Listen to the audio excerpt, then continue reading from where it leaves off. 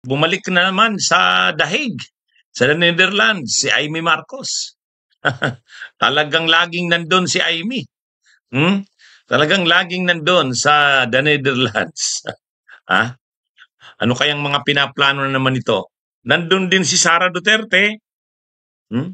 Ano kayang pinaplano ng dalawang ito? Mamaya ipaparinig ko sa inyo yung ano nila, yung mga sinabi nila sa supporters ng Duterte doon. Ano kaya ng pinaplano nila, Kaufman? Hmm? Hi, kay Kabunyog Kakatapado, nanonood sa atin sa Los Angeles, California, USA. Good evening din kay Nori Thomas Kapinuyan, kay Freda Dibas, Romeo Basanta, kay Bungko George.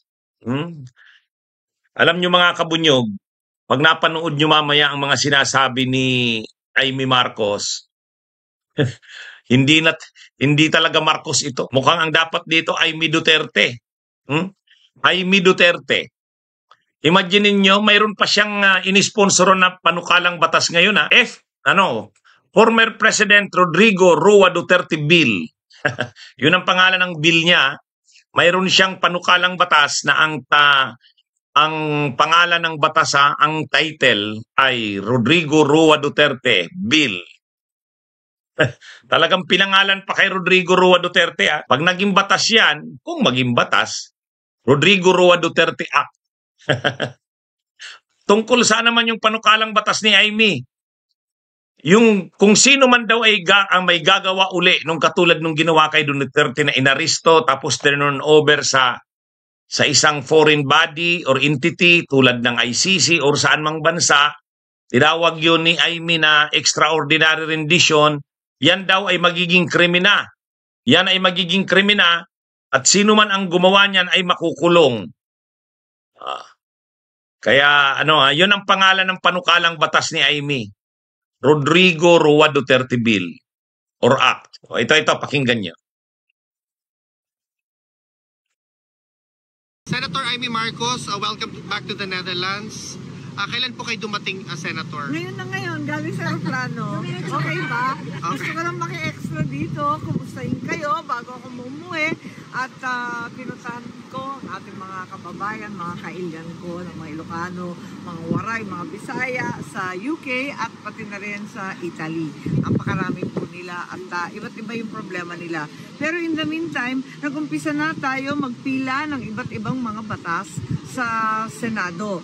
Siyempre, yung mga priority bills ko, pero maliban doon, may bago akong bill, ang President Rodrigo Roa Duterte Bill, which is SBN 552, at ito ang nagpaparusa at ginagawang krimen, ang extraordinary rendition. Hindi na dapat maulit ito nangyari kay Presidente, na kinidnap siya at dinala rito sa ibang bansa.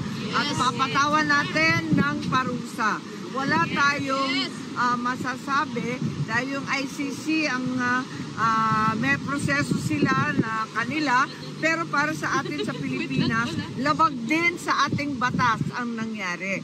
Kaya kailangan managot. Ikalawa, may ombudsman case na nakatenga. Yun nga lang, naghihintay ako sana tapos. Anyway, yun muna ang pag-usapan natin. So ang gustong mangyari ni Amy Marcos, ang pangalan ng batas Rodrigo Roa Duterte Bill. Talagang pinangalan pa kaya itong si Amy, hindi na dapat may Marcos ang apelyido nito, Duterte na.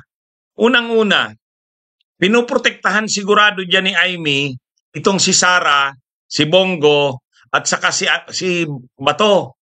Kasi anumang oras ay posibleng lumabas ang mga warrants of arrest diyan. Si Bato, sigurado na yan.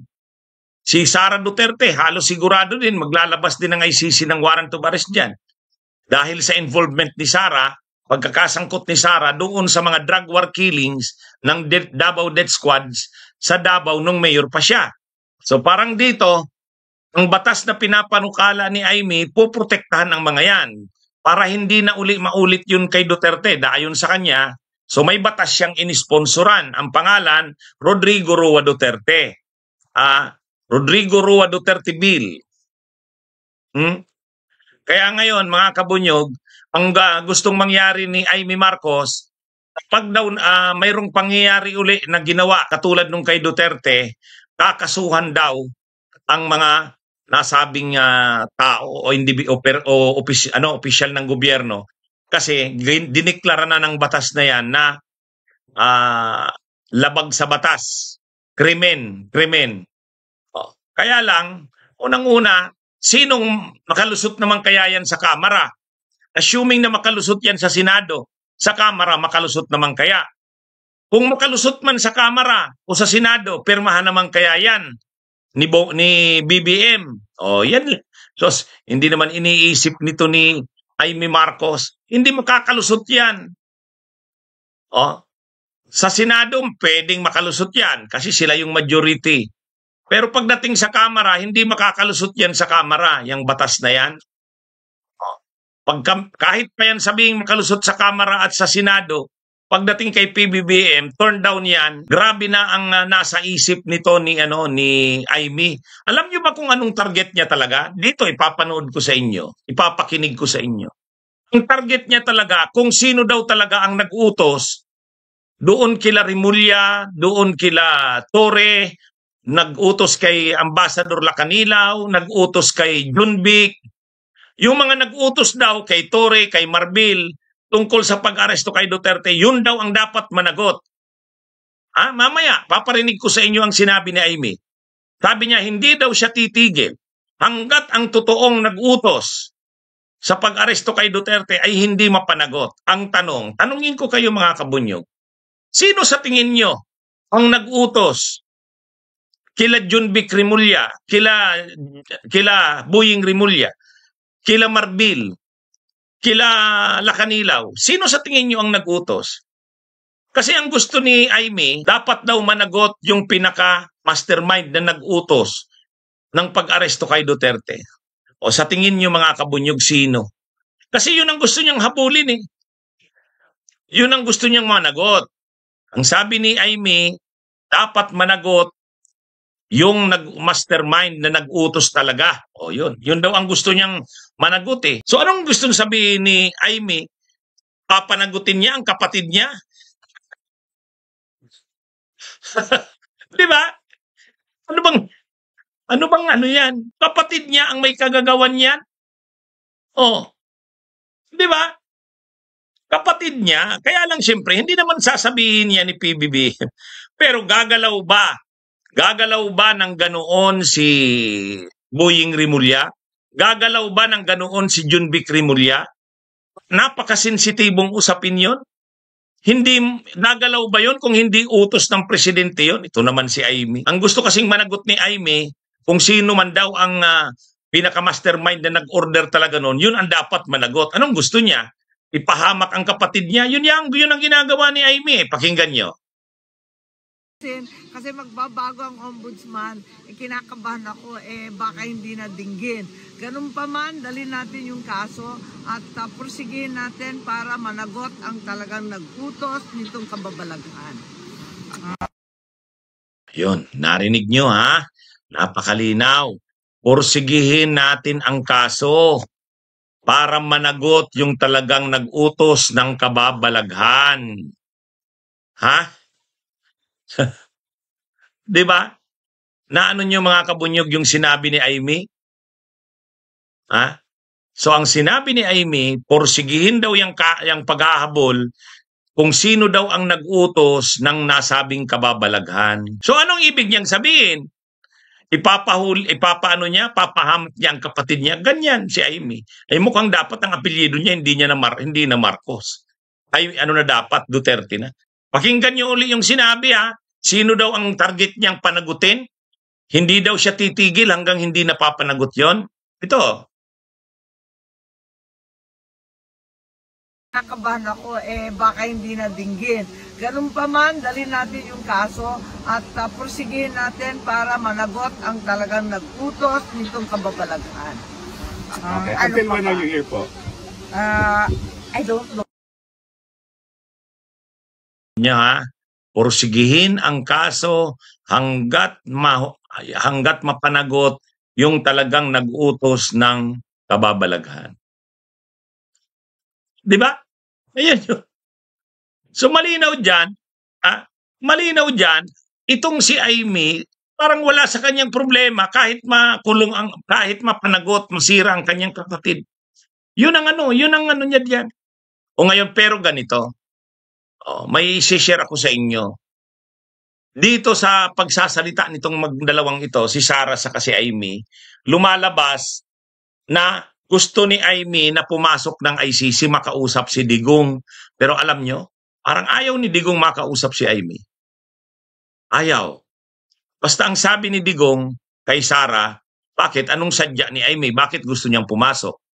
Sabi ni Sarah, gusto ka raw makausap. Hindi ko alam kung anong sadya sa'yo. Ang sabi ni Sarah, ang sabi daw sa kanya ni Duterte, ako naniniwala naman ako, totoo siya sa pakikipag-iaibigan sa'yo. Pero hindi sinabi ni Duterte ni Digong na sa kanya, hindi siya naniniwala. Parang sabi ni Duterte, bakit? Bakit pa siya papasok? Kasi kung papaalam si Amy na gustong pumasok, nagpapatulong sa abogado, gustong makausap si Digong. Ang problema, sabi ni, ang sagot ni Digong, bakit daw? Bakit siya papasok? Anong sadya niya? Parang ayaw papasukin ni Duterte. Pero sinabi naman ni Duterte kay Sarah, sa'yo, alam ko, kaibigan mo siya. Totoo siya sa pakikipagkaibigan sa'yo. Parang sinabi ni Digong, sa'yo. Pero sa kabuuan, hindi ko nakikita na yan si Amy. Ito, mga kabunyog, panuorin nyo. Okay.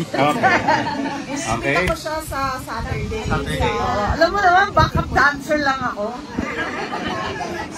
Kanina, hindi ko na binanggit sa inyo, napag-usapan namin sa loob ni Pangulong Duterte, si Senator Amy. Kasi binanggit ko sa kanya na nandito si Senator Amy. Nag-request din siya ulit sa ICC through the lawyer kung pwede ba siyang makapasok doon. At tinanong ako ni Pangulong Duterte kanina kung bakit daw gusto pumasok ni Senator Amy. Sabi ko, baka gusto ko kausapin. Sabi niya, ano naman sasabihin niya? Sabi ko, well, hindi ko alam. Sabi niya, pareho kayo na sinasabi politika yan lahat sa all politics. Yeah, politika yan lahat sa all politics. And then sabi niya na, I believe that she is sincere with her friendship with you. Sa akin daw. Kasi sabi niya, pwede naman siya hindi makipagkaibigan sa'yo Pero nakikipagkaibigan siya sa iyo.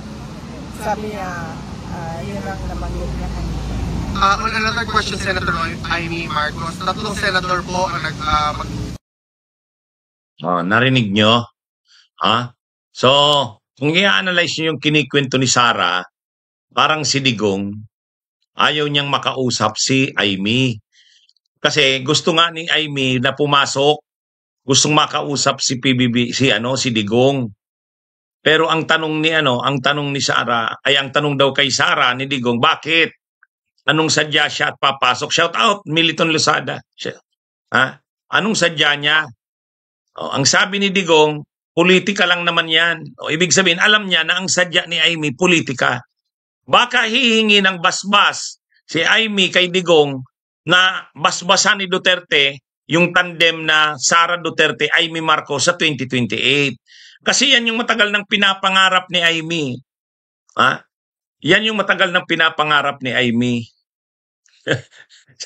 Ikaw talaga, Pogi. O kaya mga kabunyog, mga kababayan, itong si Amy gustong pumasok, nagpapatulong kay Kaufman. Kaya lang, mukhang ayaw naman ni Duterte. Kasi tinanong nga si Sarah, bakit? Ano daw bang sadya niya? Sabi ni Digong kay Sarah, politika lang yan.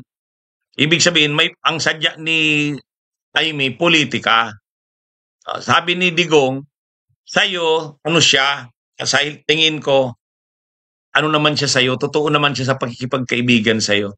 Maalala natin na kahit si Hanilet, bansin niya, nung malaman na iniimbestigahan ni Amy yung pag-aresto kay Duterte, anong sabi ni Hanilet? Ek-ek niya. Ibig sabihin, hindi kumbinsido si Hanilet.